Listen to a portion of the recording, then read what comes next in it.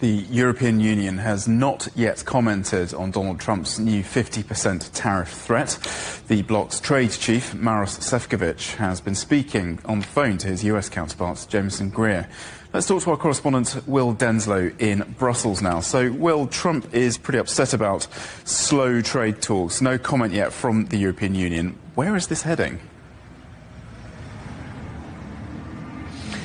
Well, this all comes at a time where there'd been some optimism that negotiations could yield positive results and a de-escalation in these trade tensions, considering the fact that last week, when trade representatives from across the EU gathered here in Brussels, they said that considering the UK had hammered out a trade agreement with the US, considering there'd been some concessions made between the US and China when it came to their tit-for-tat tariffs, there was certainly hope that the EU would be next, or certainly a trade agreement could be in the works. We heard from Maros Sefcovic last week, who said that they are working on the groundwork towards a fair, balanced and lasting outcome.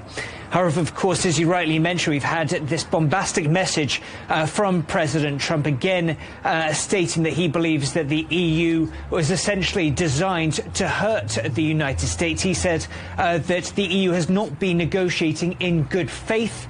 That has been a point that's been amplified by Scott Bessent, the US Treasury Secretary, as well.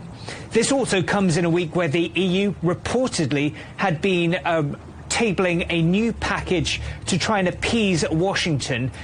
This would include more purchase of things like US energy, as well as to work more closely on issues such as technology, 5 and 6G technology. However, of course, it seems that these efforts will be rebutted by Washington. Now, the big question, what comes next? The EU had been operating under the impression that they had until July to prevent tariffs from moving from 10% to 20%. Now it seems that they just have a little over a week to prepare for the possibility of tariffs coming into place at the beginning of June to the tune of 50%. The EU was also preparing a potential countermeasure should an agreement not be reached. That would be over $100 billion worth of countermeasures by the EU. So it'll be very interesting to see whether the EU has to move up those countermeasure timetables based on the president's latest remarks on social media.